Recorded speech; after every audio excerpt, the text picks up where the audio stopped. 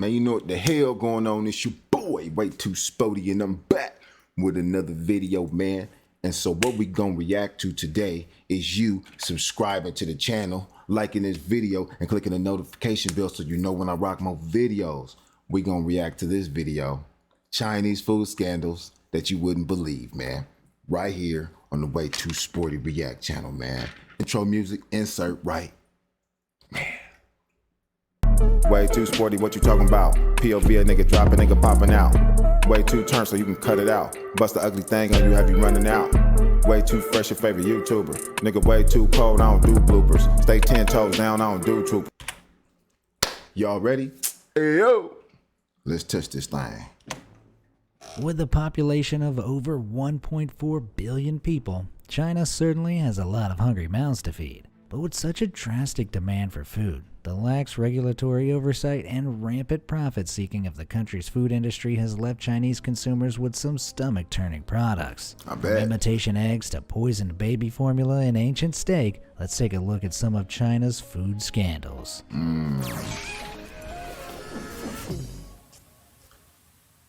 Gutter oil.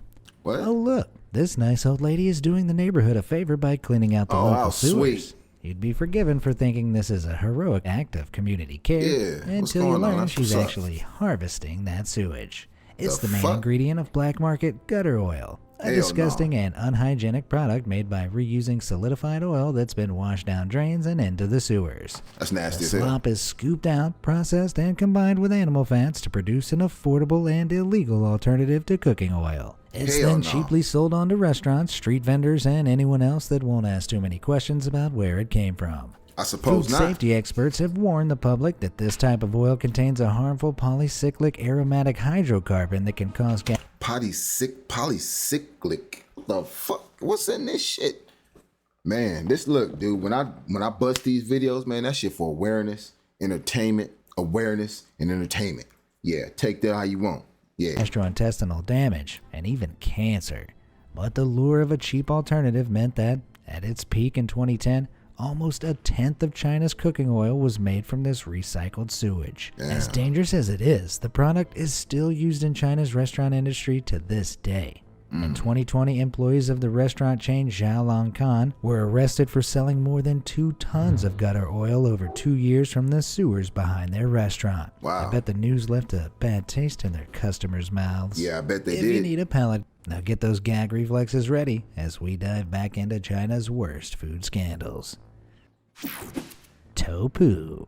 While some people have compared the stench of China's famous stinky tofu, It's gotta be bad. The motherfucker got poo in the fucking title of the goddamn ingredient, man. The title of the food is called tofu. Like poo-poo, doo-doo, poo-poo. food of smelly feet, hot garbage, or rotten meat, others can't get enough of its pungent pong. This traditional tofu is a Chinese delicacy made by curdling soy milk, pressing it into a solid block, and marinating it in some fermented brine. The longer it ferments, the more of a pong this putrid dish gives off. Wow. While some factories only let their brine sit for a few days, other establishments can let it sit for up to a year. Its Unbelievable, symbolic bro. stink is usually a sign of quality, but sometimes it's the sign of a soiled shortcut. In 2003, a journalist for Shenzhen News went undercover at an unregulated stinky tofu workshop and was told that human poo was added to the brine to make it smell. Pause. Let that sink in for a second. That was fucking gross. They add human feces to tofu. All right? Keep your notebooks out, man. So a lot of these people, a lot of y'all watching this shit travel a lot. I just want you to be aware of what you're getting yourself into, what you're putting down your throat, what you're putting on your palate. Shame me, shmee, because I love Chinese food too, but I want to make sure I know exactly, you know what I'm saying, what I'm eating. You know what I'm saying, when I'm eating it, man. Jesus. Here. Unsurprisingly, the authorities shut the workshop down immediately.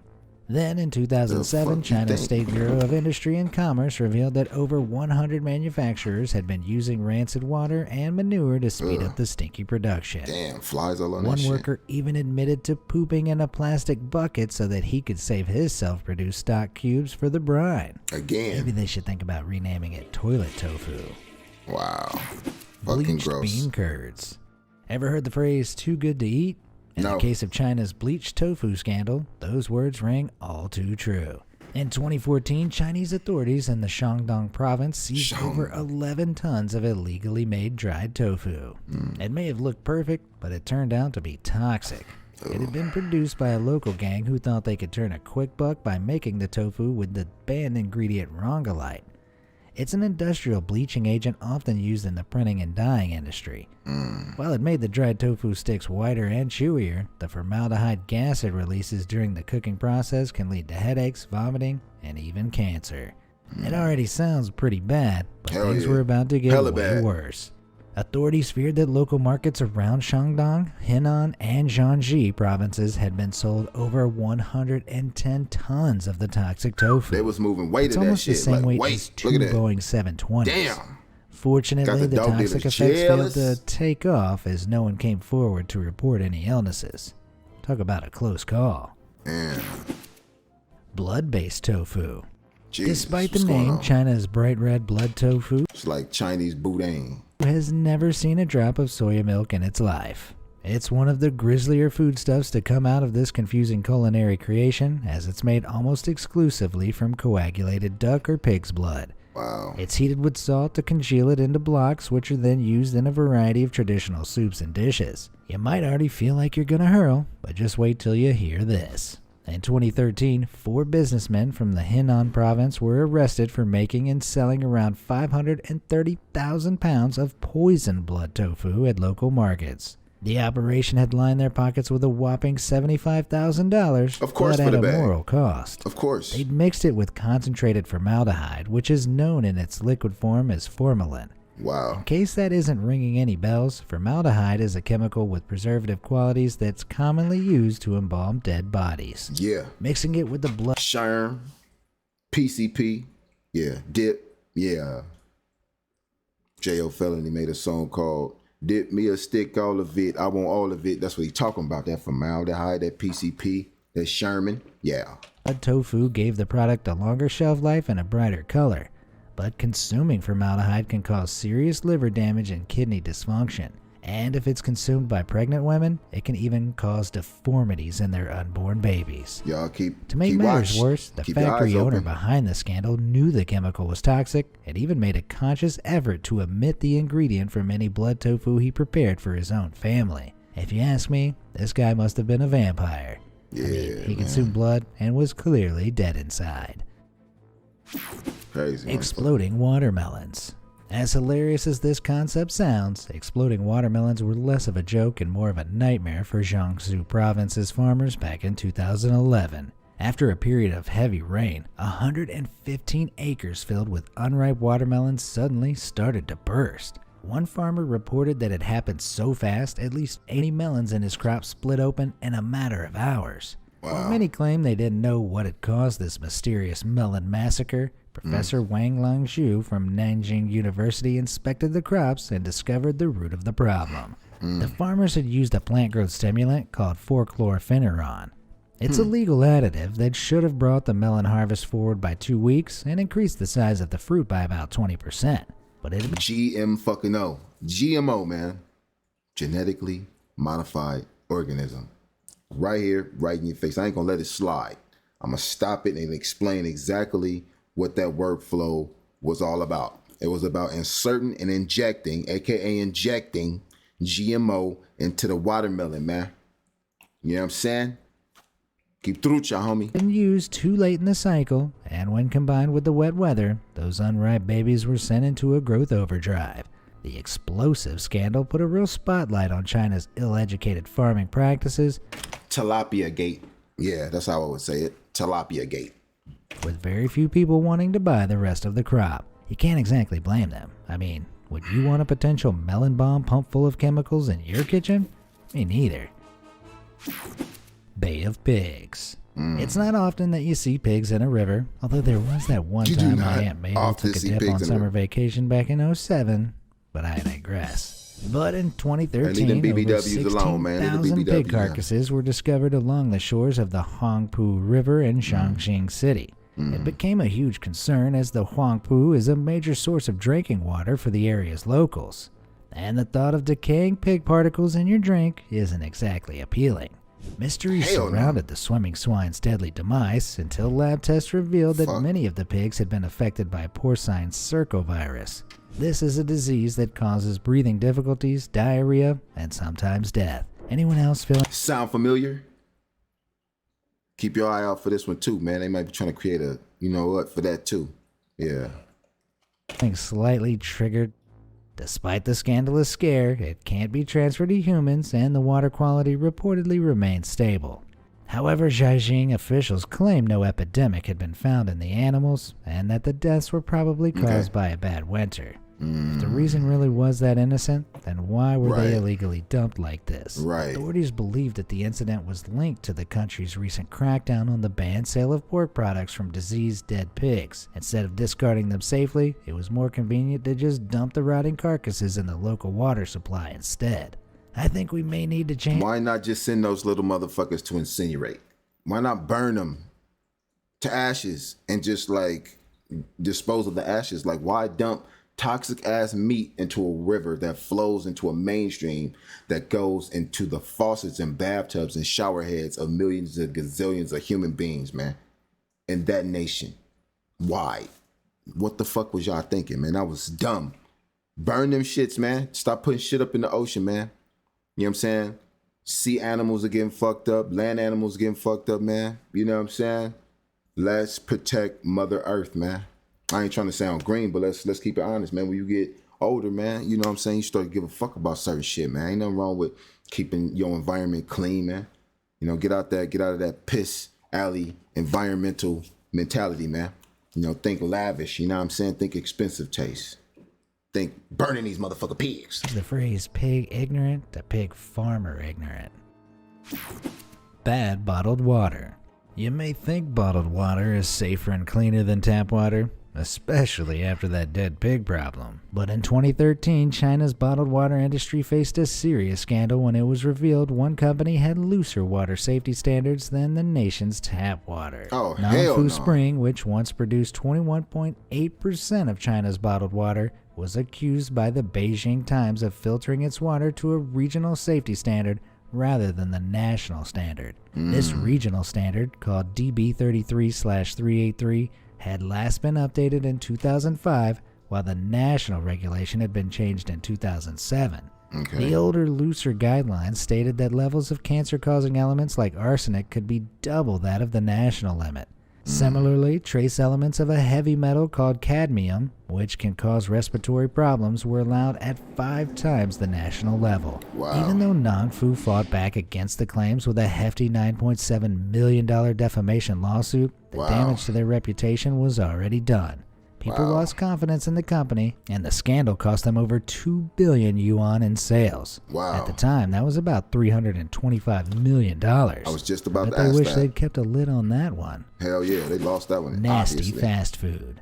Fast food giant Starbucks, KFC, and McDonald's may all look different at a brand level, but their Chinese branches all became part of a rotten scandal back in June 2014. Do tell. A TV report exposed one of their suppliers, Shanghai Husi Food Company, for using expired meat in their products. Workers at the company's factory were secretly filmed mixing expired packages of meat in with fresh produce. They even picked up meat off the dirty ground and hurled it back into production. The report hit McDonald's right in the McNuggets and led to a 7.3% drop in Asian market sales in July 2014, which dropped even further to 14.5% in August 2014. But it wasn't the only chain being supplied with the out-of-date meat. Some of KFC's restaurants and Starbucks cafes had also used Shanghai Husi. And big brands like Papa John's, Pizza Hut, Domino's, Burger King, and even IKEA used them in the past as well. In the end, 5 employees were arrested, with an investigation concluding that the entire operation had been organized by the company to skimp on production costs. Thankfully, no illnesses were ever reported. That's all fine and dandy, but my stomach hasn't stopped churning at the thought of those nasty McNuggets. For real. Fake hot pot. Hot pot is a Chinese dish that is exactly what it says on the tin, or in this case, pot. It's a large, hot pot filled with a scrumptious simmering broth accompanied by various meats, vegetables, and sauces that you cook at your table. It may sound superb, But in 2015, a Chinese nutritionist blew the lid off a hot pot scandal sweeping the nation. It may look like he's making a hearty soup, but it's more like a drug stew. As you can see, he doesn't add a single piece of actual food into the recipe. Instead, he just mixes ethyl maltol, capsicum oleuricin, and disodium 5-ribonucleotide into boiling water, which is a very sciencey way of saying he thickened the water and added flavor enhancers. This outrageous video was blasted over Chinese media, alerting the public to the drastic cost-cutting methods used in some restaurants. Fake sauce. And it doesn't stop at chemical soup. Investigators discovered that some restaurants also added anti-malarial drugs into the hot pot concoction.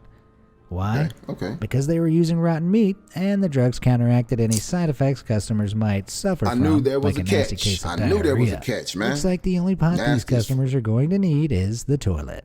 Damn, fucked up. Not nice rice. Oh, Did shit. you fall for the Chinese plastic rice hoax that dominated the internet in 2016? Reports at the time claimed that some of the rice being produced by China was as plastic as the bag you used to carry it home in. Those social media rumors may have been fake, thankfully, but China has had some serious trouble with its rice in the past, and for a much more serious issue.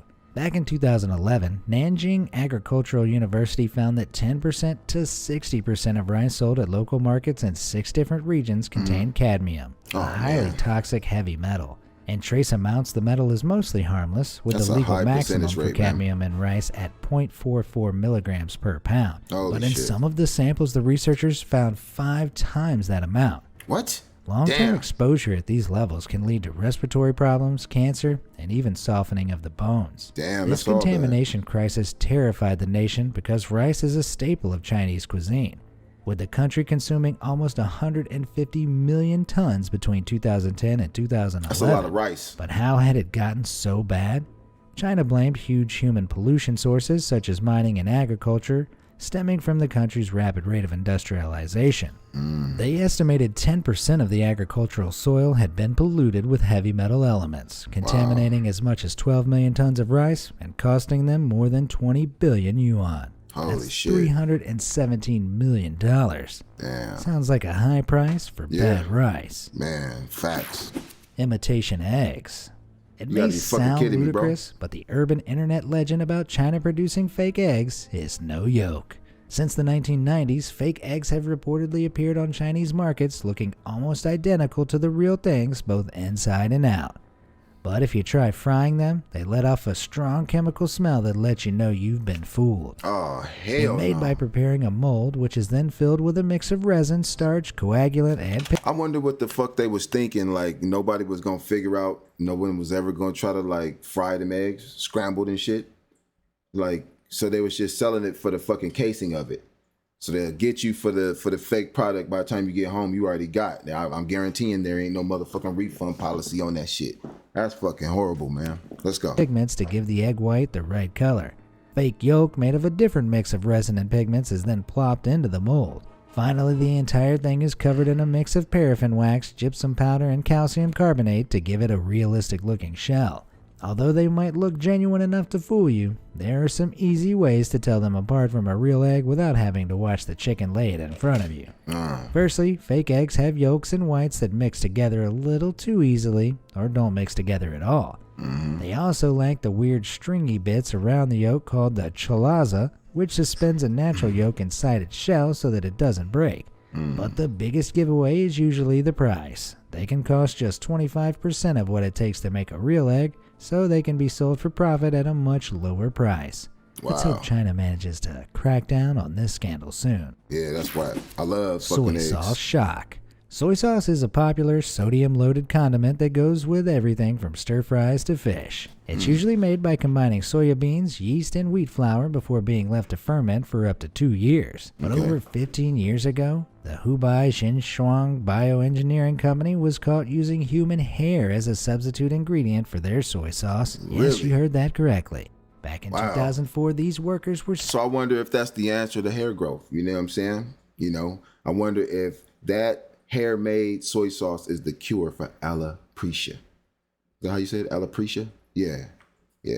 All right, let's keep rolling. Secretly recorded sifting through dirty bags of hair that had been collected from barbershops, salons. How you fucking said that shit? Sifting through dirty bags of hair, my nigga. Damn, you don't get no worse than that. Sifting through dirty bags of hair, bro. Let that shit sink in for like 0.5, man. All right, let's rock it. And hospitals all over the country. Crazy. It was their job to remove items from the hair like cotton buds, menstrual pads, and even used condoms. The hair was then cut up and placed in a reactor without being cleaned, which processed it into a dark-looking liquid. Unbelievable. The key component of this revolting liquid was its nitrogen content, which could be added to other ingredients to satisfy the national soy sauce standards. It was then dried and sold onto production companies as amino acid powder.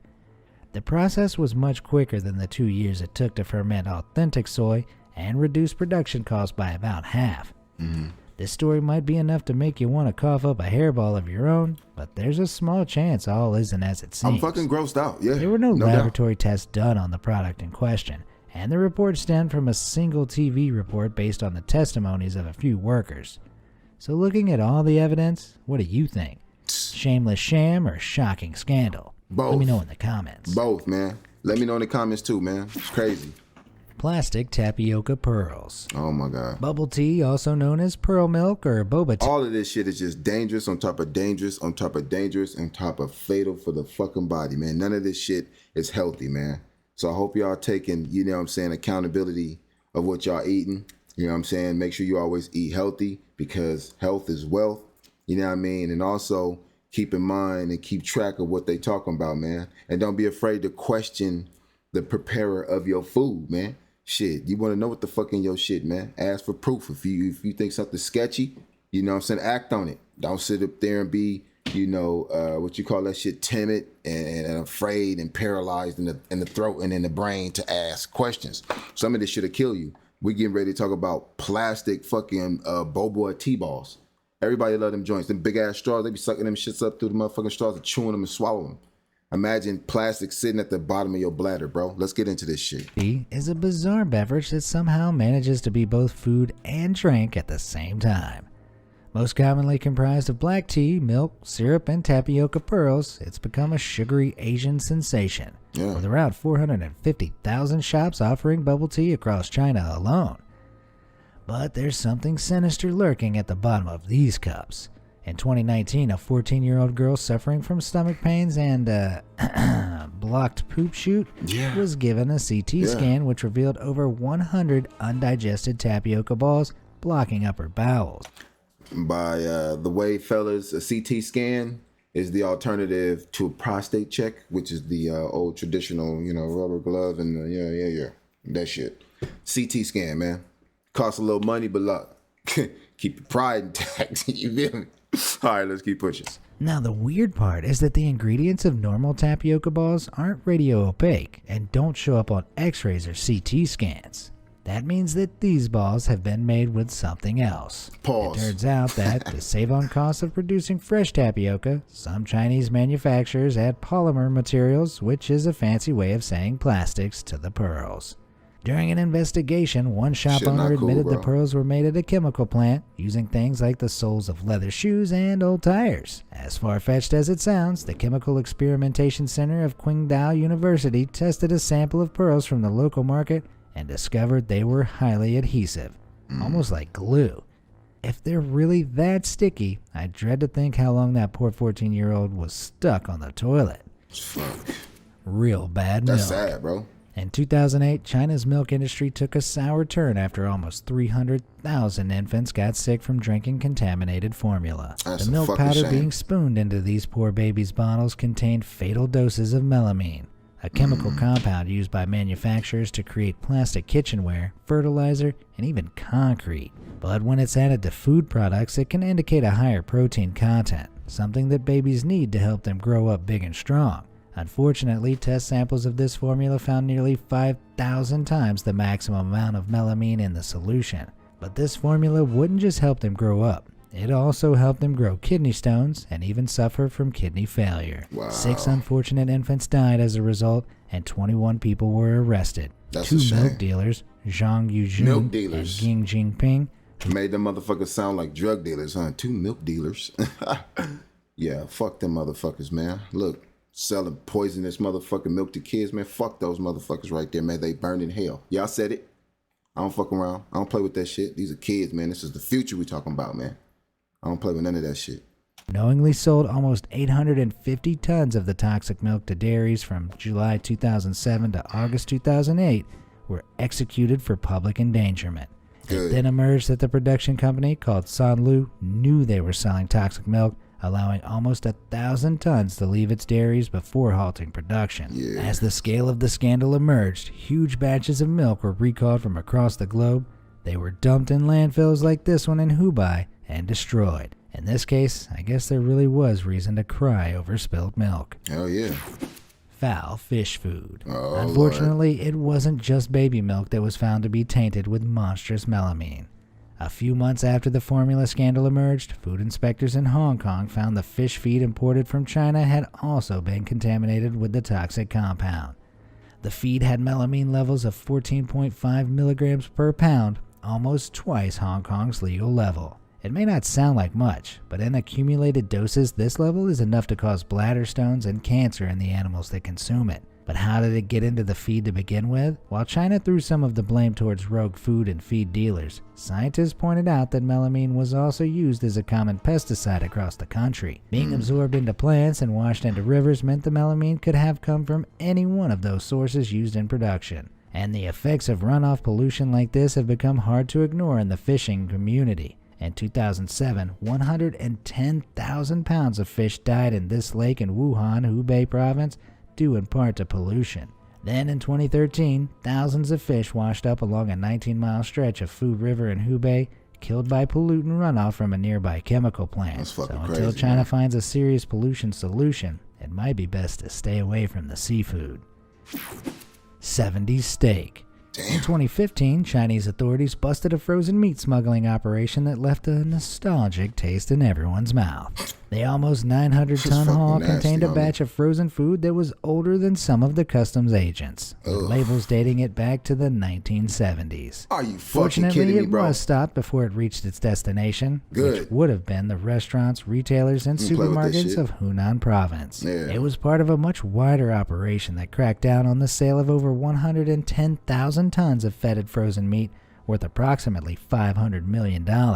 Even though meat like this is sold at much cheaper prices, smugglers transporting these putrid parcels do their best to cut costs, so they're often transported in non-refrigerated vehicles. By the time they arrive at their destinations, it's not always clear how long the meat has been stored for. Gross, bro. Straight like that, man. Look, man, if you made it this far, man, subscribe to my channel, like this video, click the notification bell so you know when I rock more videos like this, man. You know what I'm saying? If you want to watch this video again without me in it, the link is in the description below. If you want to watch the video again with your boy, just roll it on back. I'm about this motherfucker. I'm way too sporty. But hey, make sure you give Stress the wrong address when you out there in these motherfucking streets, man. But look, I'm out this thing. Peace. Way too sporty, what you talking about? POV a nigga dropping, nigga popping out. Way too turned so you can cut it out. Bust the ugly thing on you, have you running out. Way too fresh, your favorite YouTuber. Nigga way too cold, I don't do bloopers. Stay 10 toes down, I don't do troop.